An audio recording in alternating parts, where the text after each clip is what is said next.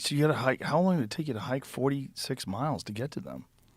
Well, we did it in a day and a half. I had a 40-some pound pack. We went extra fast because I did not know when we started on the trip that the reason these two Shamatari came out to visit our Yanamama group because they were looking for allies in a battle. They're expecting to be raided by another tribe. Whoa. And I didn't know this is why they were there. But when I asked through my interpreters, and let me point this out too, when you watch a movie and they're speaking pidgin English, there's no such thing as a place where people are really Aboriginal and you're speaking pidgin English to them. Everything I said on that whole trip out there had to be translated by me from English to Spanish, and then from Spanish to Maikitari, from Maikitari to Yanamama, and from Yanamama to Shamatari. Oh, my God. You can imagine there were a few miscommunications. Oh, my God. So, what year was this? This was happening? This was 1967. Okay, so clearly there's no cell phones, no other ways of communicating. Right. Wow. So we did not know that these guys were expecting an attack until we had already left with them to go out to their village. Oh, boy. And what we eventually found was that the reason they welcomed us so strongly was that they thought we'd bring our bang sticks with us, meaning guns, and be good in the battle. Oh, boy. And so by the time we got there, we found out that we had to camp out along the trail the first night, and we found out that they were expecting attack. My two guys, I had to have a Yanamama and a Maikitari for the translations to go.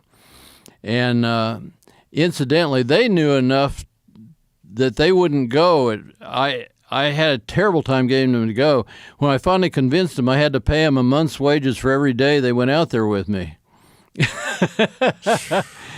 So that first night, we set up camp by a beautiful stream in the jungle, and then my guys got really suspicious when our two Shamatari hosts went off by themselves quite a ways away in a hidden place in the jungle to put up little shelters for their night.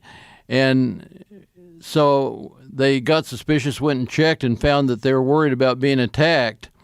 And they were leaving us out on the trail to be the bait. Oh. And but the next day we arrived out there, and my Maikitari guide had experienced, he had been in a Yanamama village during an attack once. And so since we knew they were thinking of being attacked any time, he instructed me what to do if we were attacked. And he said, right off, play dead. And we were thinking that the attack might come at night. And sure enough, the very first night we're there, I mean, talk about scary experiences. Long before we thought we were being attacked, there were people that had malaria, and there were guys getting really high on drugs to chase the hikura, the devils, out. And they were going around the devils out? Right. What do you mean? They believed that everything was attributable to spirits. Even malaria? Yeah.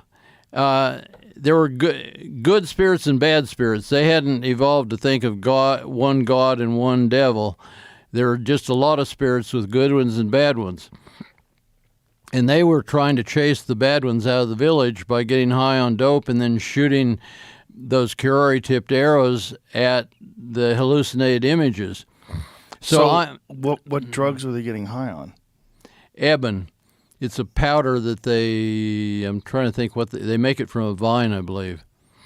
And what is the psychedelic substance in this drug? They blow it up their noses. Oh, okay. If you go to my website, there's a place on the website where you can. I'm trying to remember. We can tell you later exactly how to get to it. But I've got a place on my website where you can actually see that trip, me out there with, I had a movie camera with me. You can see them blowing the dope up their nose, and I've got it on film right up until the guy tried to attack and kill me.